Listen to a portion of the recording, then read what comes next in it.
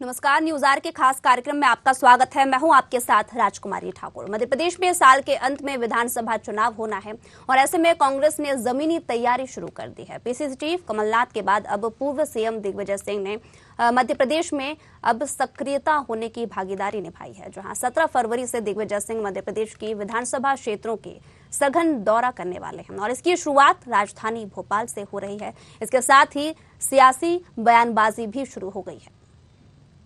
Active mode में दिग्गी मध्य प्रदेश में active होंगे दिग्विजय सिंह। 17 फरवरी से करेंगे विधानसभा क्षेत्र का दौरा। सारंग और कृष्णा की सीट पर नजर। नरेला विधानसभा क्षेत्र का करेंगे दौरा। बैरसिया गोविंदपुरा विधानसभा में करेंगे बैठक। कांग्रेस कार्यकर्ताओं के साथ करेंगे मंथन। 65 सीटों पर रहेगा विशेष फोकस। मध्य प्रदेश में 2023 नवंबर में विधानसभा चुनाव होने हैं और ऐसे में कांग्रेस एक एक सीट पर अपना फोकस कर रही है। अगले 2 महीने में दिग्विजय सिंह 65 विधानसभा क्षेत्रों में पहुंचकर कांग्रेस के लिए जमीन मजबूत करेंगे। चिन्हित की गई 65 विधानसभा सीटें ऐसी हैं जहां पर कांग्रेस को लगातार हार का सामना करना पड़ रहा है। इसकी जिम्मेदारी अब दिग्विजय सिंह को सौंपी गई है कि कैसे बीजेपी के कब्जे वाली सीटों पर कांग्रेस मजबूत बने। बता दें कि भोपाल की 6 सीटों में 3 सीट में 3 बीजेपी के खाते में है, तो 3 पर कांग्रेस विधायक चुनकर आए हैं। कांग्रेस चाहती है कि बाकी की 3 सीट भी उसके खाते में आ जाएं, लिहाजा पूरी ताकत लगा दी गई है। जो सीटें बीजेपी के पास है उन पर विशेष फोकस किया जा रहा है। इसकी शुरुआत कैबिनेट मंत्री विश्वास सारंग की सीट नरेला और कृष्णा गौर की सीट गोविंदपुरा से हो रही है। यहाँ दिग्विजय सिंह पार्टी पदाधिकारियों की बैठक लेंगे। इस बार विधानसभा चुनाव में कांग्रेस को अप्रत्याशित परिणाम की उम्मीद नजर आ रही है। कांग्रेस ये दावा कर रही है कि उनकी ही सरकार बनेगी। देखिए, 17 तारीख को माननीय दिग्विजय सिंह जी भोपाल आ रहे हैं और 2 विधानसभा क्षेत्रों में मंडल, सेक्टर और ब्लॉक अध्यक्षों की वो बैठक लेंगे बैरसिया में, और बैठक के बाद कार्यकर्ताओं की बैठक लेंगे। साइमल्टेनियसली 3:30 बजे उसी दिन 17 तारीख को वो BHEL में आएंगे और गोविंदपुरा विधानसभा क्षेत्र के मंडल, सेक्टर, ब्लॉक अध्यक्षों की मीटिंग लेंगे और उसके बाद फिर पूरे कार्यकर्ताओं और पदाधिकारियों की बैठक लेंगे। बीजेपी ने कांग्रेस की अंदरूनी गुटबाजी को लेकर तंज कसा है। बीजेपी के प्रदेश मंत्री रजनीश अग्रवाल ने कहा कि दिग्विजय सिंह हर विधानसभा क्षेत्र में जा सकते हैं, लेकिन इसकी घोषणा मुकेश नायक के बजाय कमलनाथ को करनी थी। श्रीमान का स्वागत है। श्रीमान जहां जिस विधानसभा में जाना चाहें जाएं, प्रचार करें कांग्रेस का। ये कमलनाथ जी घोषणा कर देते तो और भी अच्छा होता, लेकिन मुकेश नायक जी कह रहे हैं। हम भी चाहेंगे कि पीसीसी अध्यक्ष कमलनाथ जी इस बात का ऐलान करें कि दिग्विजय सिंह जी हर विधानसभा में चुनाव प्रचार करने जाएंगे। 2018 के चुनाव में पहले दिग्विजय सिंह ने नर्मदा परिक्रमा कर कांग्रेस के लिए 100 से ज्यादा सीटों पर जमीन मजबूत की थी। इस बार वो सभी 230 विधानसभा सीटों पर पहुंचने की तैयारी में है। कांग्रेस दिग्विजय सिंह को चुनाव प्रचार से दूर रखती है। उनके बारे में ऐसा दुष्प्रचार किया जाता है कि दिग्विजय सिंह के बयानों से कांग्रेस पार्टी के वोट कट जाती है। लेकिन अगर ऐसा होता तो 2018 के चुनाव में कांग्रेस को जीत कैसे मिलती। इस बार दिग्विजय सिंह अलग रूप में नजर आ रहे हैं। राहुल गांधी के साथ भारत जोड़ो यात्रा के सूत्रधार और प्रबंध संभाल चुके दिग्विजय सिंह अब अपनी बदली छवि के साथ जनता के बीच जाने की तैयारी में है। दिग्विजय सिंह का ये अभियान कांग्रेस को कितनी मजबूती देता है, यह देखना भी अब दिलचस्प होगा। Desk report, news R Bhopal. चुनाव की तैयारी तो शुरू हो गई है, लेकिन अब राजनीतिक पार्टियों के दिग्गज नेताओं के दौरे भी शुरू हो गए हैं। इस पर चर्चा करेंगे। हमारे साथ मेहमान भी जुड़ गए हैं। संदीप पौराणिक, वरिष्ठ पत्रकार आशीष तिवारी, सह मीडिया प्रभारी बीजेपी से डॉक्टर रोहित नायक, कांग्रेस प्रवक्ता। तीनों मेहमानों का बहुत बहुत स्वागत है न्यूज आर के कार्यक्रम में। शुरुआत नायक जी आपसे करना चाहूंगी। दिग्विजय सिंह अब दौरे पर निकलेंगे और क्या कुछ रणनीति अपनाई जाएगी विधानसभा चुनाव को लेकर, विस्तार से बताइए सर।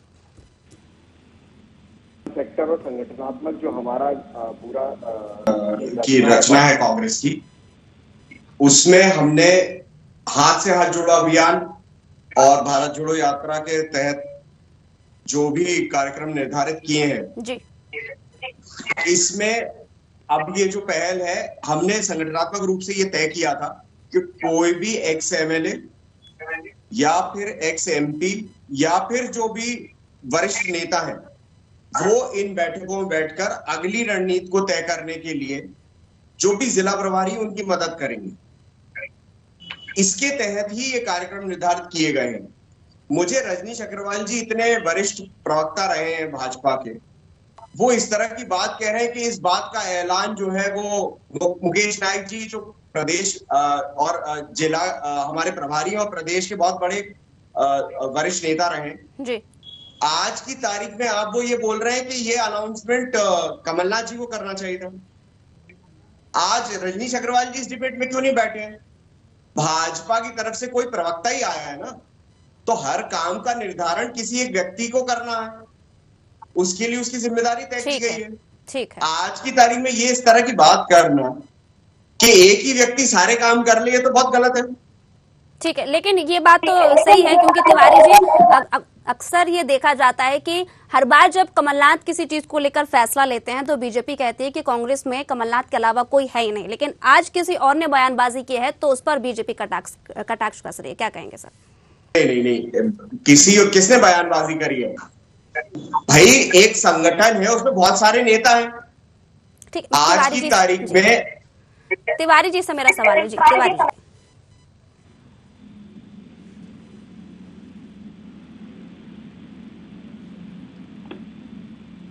तिवारी जी आप तक आवाज पहुंच रही है?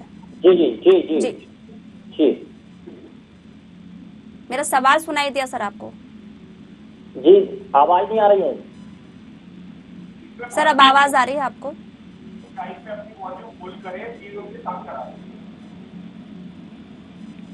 ठीक है, आऊंगी सर आपके पास। संदीप जी आप तक आवाज पहुंच रही है? हाँ, आ रही आवाज। जी ठीक है। क्या कहेंगे सर, दिग्विजय सिंह अब मैदानी दौरे पर निकलने वाले हैं। बयानबाजी इसलिए हो रही है कि कमलनाथ को इसकी घोषणा करनी चाहिए थी, लेकिन अन्य किसी कांग्रेसी नेता ने कर दी। क्या कुछ आपको लगता है इसमें कुछ गलत है? देखिए, कोई भी राजनीतिक दल हो उसकी अपनी व्यवस्था होती है। जिम्मेदारियां क्यों सौंपी जाती हैं? जिलाध्यक्ष क्यों होता है, प्रदेश अध्यक्ष क्यों होता है, संगठन महामंत्री क्यों होता है, जिले का प्रभारी क्यों होता है? जिसके पास जो जिम्मेदारी है वो अपनी जिम्मेदारी का निर्वहन करता है। जहां तक मुकेश नायक की बात है, स्वाभाविक सी बात है, कांग्रेस के प्रमुख नेताओं में गिने जाते हैं वो, और मध्य प्रदेश की राजनीति में उनका अपना प्रभाव है और जिम्मेदारी है उनके पास भोपाल की। तो स्वाभाविक सी बात है, जो भी चीज सामने आएगी वो मुकेश नायक के जरिए आएगी, और कमलनाथ हर चीज की घोषणा करें ये संभव भी नहीं है किसी भी राजनीतिक दल के लिए। जहां तक आपने बात की दिग्विजय सिंह की सक्रियता की, स्वाभाविक सी बात है कि मध्य प्रदेश की राजनीति में दो प्रमुख नेता हैं कांग्रेस के वर्तमान दौर में। एक तरफ कमलनाथ है जिनके पास प्रदेश अध्यक्ष की जिम्मेदारी है, और दूसरी तरफ दिग्विजय सिंह है।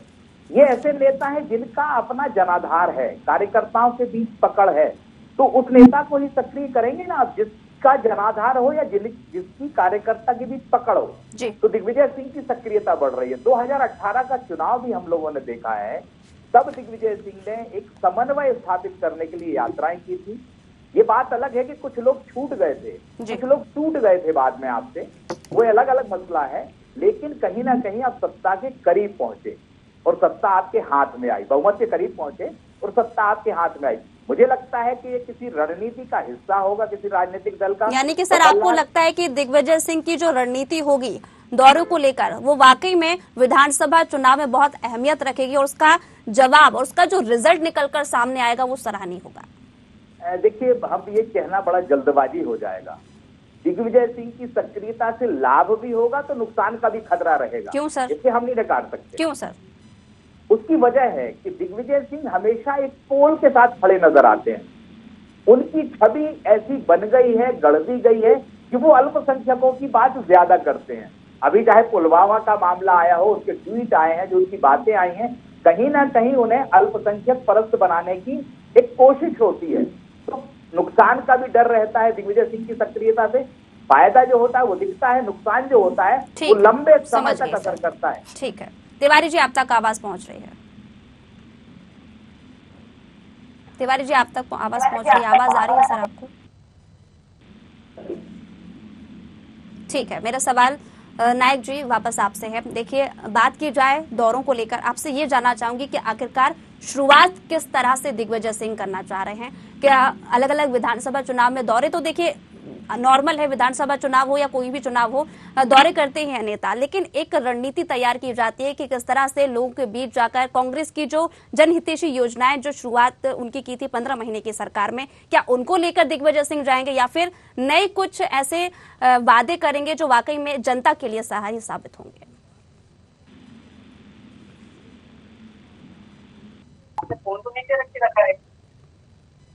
अपने संगठन को मजबूती प्रदान करें और चुनाव के लिए सक्रियता दें।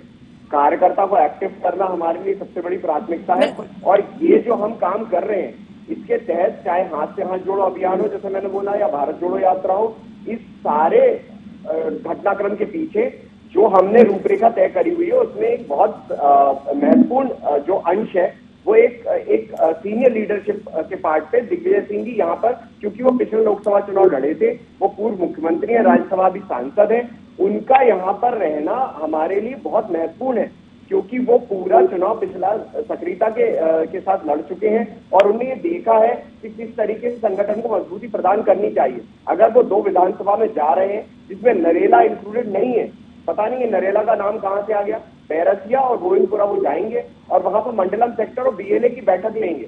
वहां पर जितने भी कार्यकर्ता हमारे हैं, चाहे वो पोलिंग बूथ लेवल तक के हो, मंडलम सेक्टर प्राधिकारी हो, या फिर जो हमारे ब्लॉक कांग्रेस अध्यक्ष और ग्रामीण और शहर के ब्लॉक कांग्रेस अध्यक्ष की मैं बात यहाँ पर कर रहा हूँ, वो लोग भी मौजूद रहेंगे।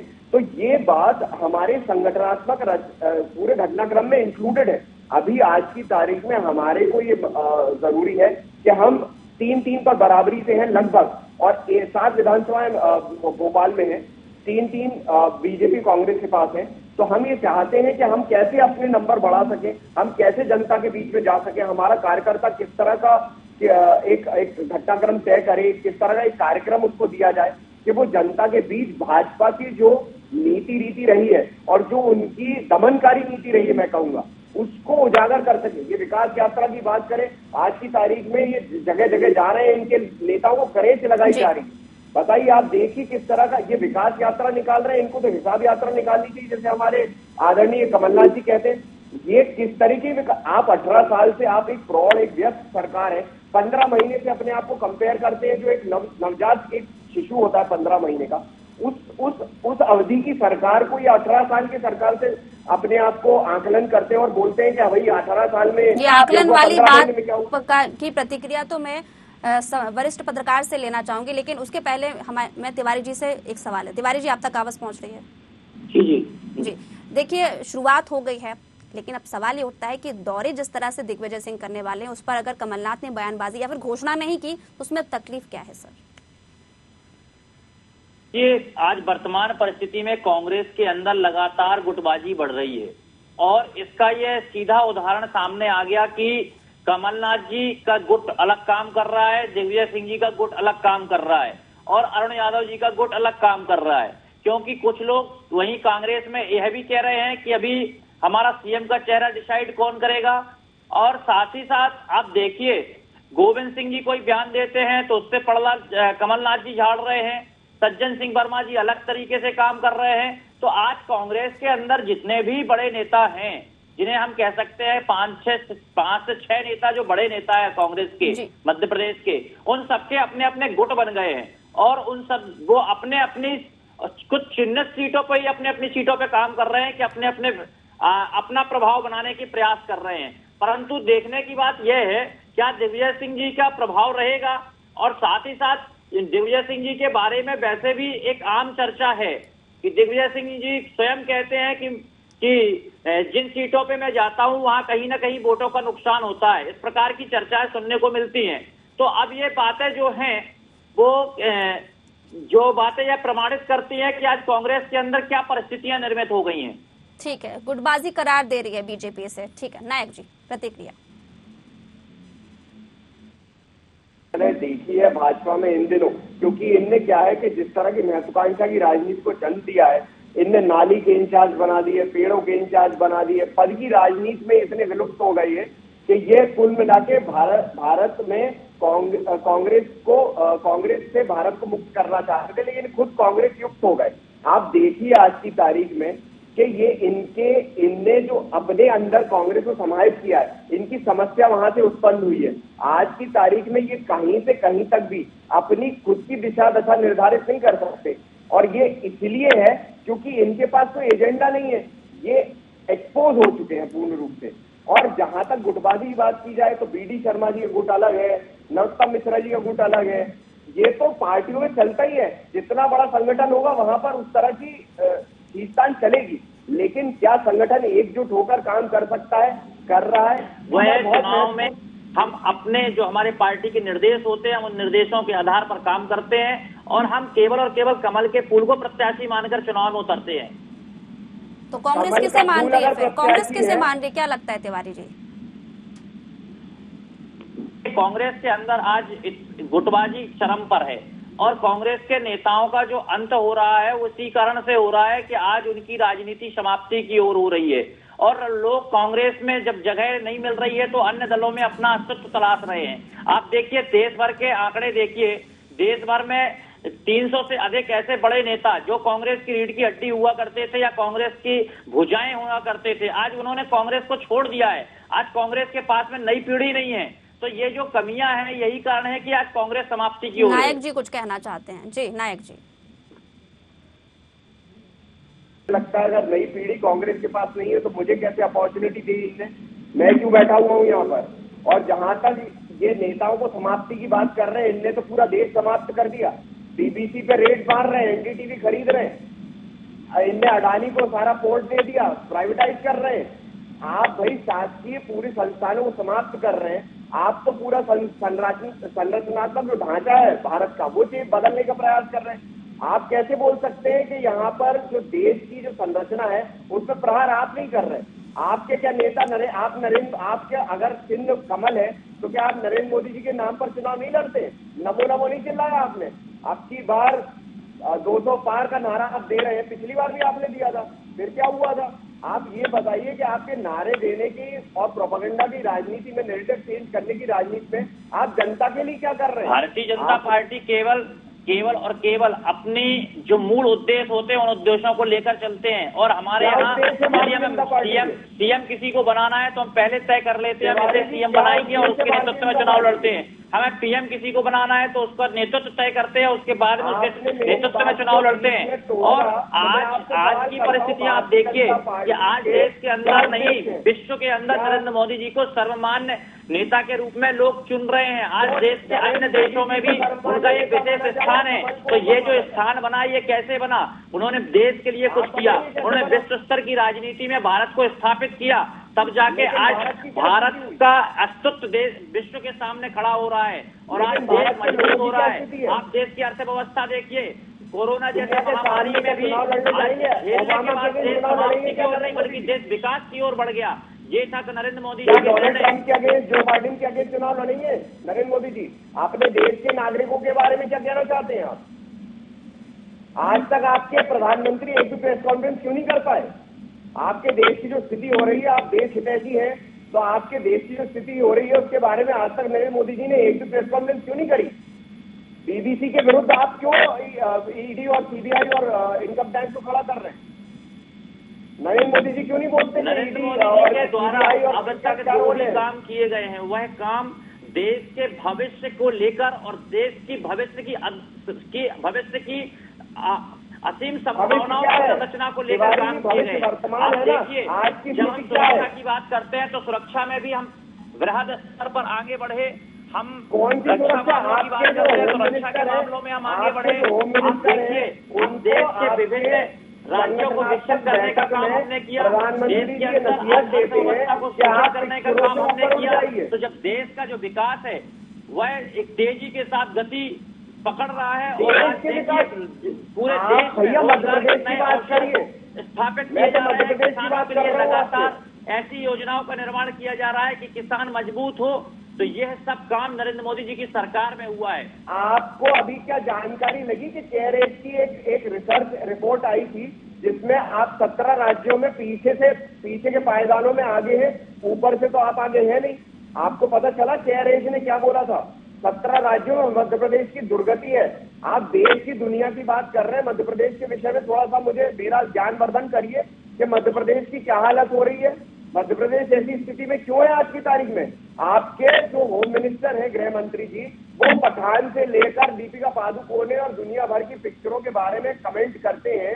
अक्षय कुमार के विषय में नहीं बोलते। कार्यकाल लीजिए, दिग्विजय सिंह जी के कार्यकाल में क्या परिस्थितियां थी। उसके बाद से 18 साल से राजकाज में है, आप सत्ता में 18 साल से कहाँ दिग्विजय सिंह जी कार्यकाल में पहुंच गए। 18 वर्ष का हिसाब दे रहा हूँ ना आपको, आप दोनों ही परिस्थितियों को 18 वर्ष के कार्यकाल के बारे में तो मैं पूछ रहा हूँ आपसे कि कैरेट की एजेंसी के बारे की रिपोर्ट में आप क्या कहना चाहते हैं। क्यों प्रदेश अपना 17 राज्यों में सबसे पीछे हो गया। पूरे देश के 17 राज्यों में, बड़े राज्यों में मध्य प्रदेश की 18 साल में हर साल एक गति क्यों कुछ पीछे गई। तिवारी जी जवाब दीजिए। उधार पे क्यों है, 3 लाख करोड़ के उधार पे क्यों है आप। ठीक है तिवारी जी जवाब दीजिए। मध्य प्रदेश की जहां तक मेरे मित्र बात कर रहे हैं तो मैं उन्हें बता दूं, प्रधानमंत्री आवास योजना ग्रामीण में लगभग 38 लाख आवास स्वीकृत हुए और 28 लाख 30,000 आवास पूर्ण हुए। यह मध्य प्रदेश है। आपको पता है विदिशा में सबसे खराब स्थिति है प्रधानमंत्री आवास की। आपके मुख्यमंत्री आप देखिए दीनदयाल रसोई केंद्रों की संख्या देखिए 56 की, आप 56 से बढ़ाकर 100 की।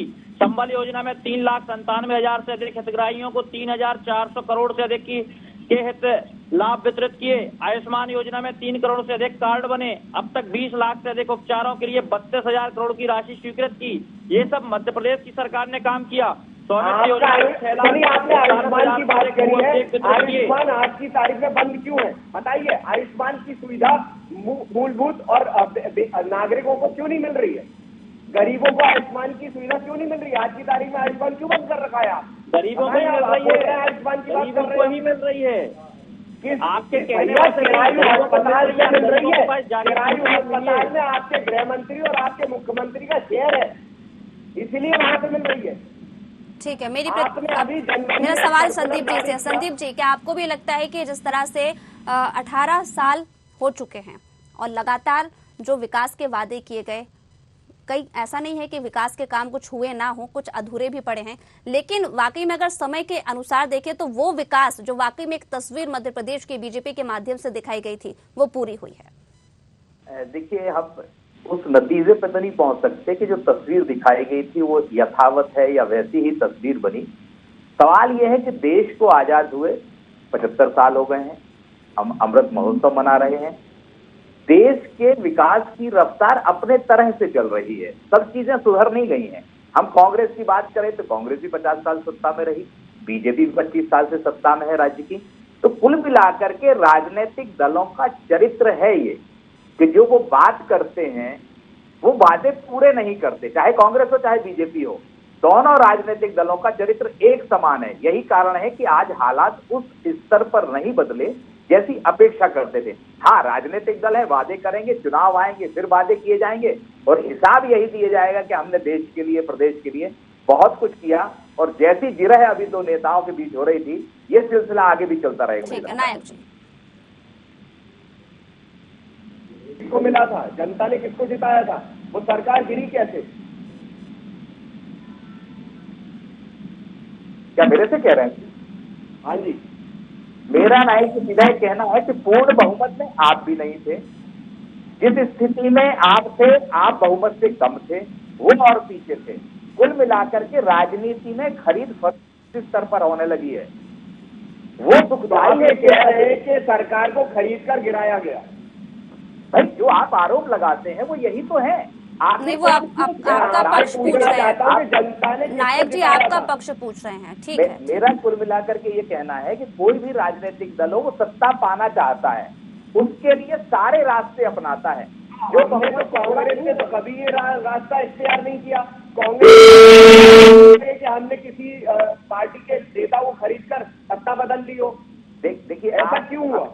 देखिए, आप एक चीज मान के चलिए, जब भी जिस राजनीतिक दल का अस्तित्व ज्यादा रहा है उसने सरकारों को गिराया है।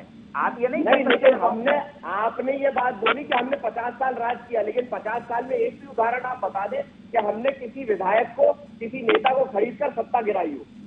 देखिए, वो स्थिति नहीं बनी, लेकिन ये फिर ये राजनीतिक इतना निम्नीकरण ये बिलो द बेल्ट राजनीति कैसे शुरू हो गई? देखिए नायक जी, आप राजनीति का चरित्र और उसके गिरते स्तर की बात हम ना करें, क्योंकि अब राजनीति आपने भाजपा को और कांग्रेस को एक पलड़े में तोला, तो मैं आपसे एक सवाल कर रहा हूँ कि भाजपा और कांग्रेस बराबर राजनीति कैसे कर रही है? आप ये जानिए, आप ये गिर्द गिर्द देखिए, करीब देखिए, बहुत से लोग हैं जिनने दल बदल के चुनाव लड़ा या नहीं लड़ा, ये चीजों से हम वाकिफ हैं।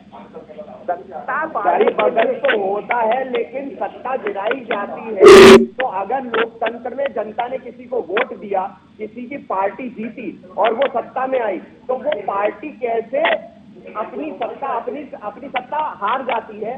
किस तरीके से ऐसा क्यों हो रहा है, इस बारे में आपसे पूछ रहा हूँ। अगर आप कह रहे हैं कि 50 साल कांग्रेस ने राज किया, 25 साल से यहाँ पर, 18 साल से मध्य प्रदेश में भाजपा की सरकार है, 27 साल के आसपास हो गए करीब इनको गुजरात में, लेकिन इनकी सत्ता जब भी आती है तो सत्तारूढ़ पार्टी जनता जिसको भी जिताए, ये वो सत्ता हथियाने के लिए ऐसी राजनीति करते हैं। तो फिर कांग्रेस और भाजपा बराबर कैसे? 50 साल कांग्रेस राज किया, कांग्रेस ने तो कभी इस रास्ते को इख्तियार नहीं किया।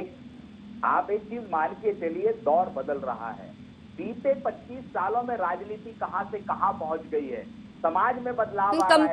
कंपैरिजन को लेकर यहाँ पर बोल रहे हैं संदीप जी, नायक जी ये बोल रहे हैं नायक जी कि कंपेयर मत कीजिए। ऐसा कभी कांग्रेस में नहीं हुआ है कि खरीद फरोख्त की राजनीति करके किसी भी पार्टी की सरकार गिरा दी गई हो। ठीक है, लेकिन इसी के साथ तीनों, समय की कमी है तीनों का, इसी के साथ बहुत बहुत शुक्रिया हमारे कार्यक्रम के साथ जुड़ने के लिए। तो आपको बता दें कि विधानसभा चुनाव में बयानबाजी लगातार जारी है। ये तो आने वाला समय ही बताएगा कि आखिरकार इस बयानबाजी का विधानसभा चुनाव पर क्या असर पड़ता है, मुख्य रूप से उन लोगों पर जो वाकई में मतदाता के तौर पर आएंगे और अपना अपना मत देकर पार्टी को विजय बनाएंगे। लेकिन फिलहाल मुझे दीजिए इजाजत, जुड़े रहिए न्यूज़ आर के साथ। नमस्कार।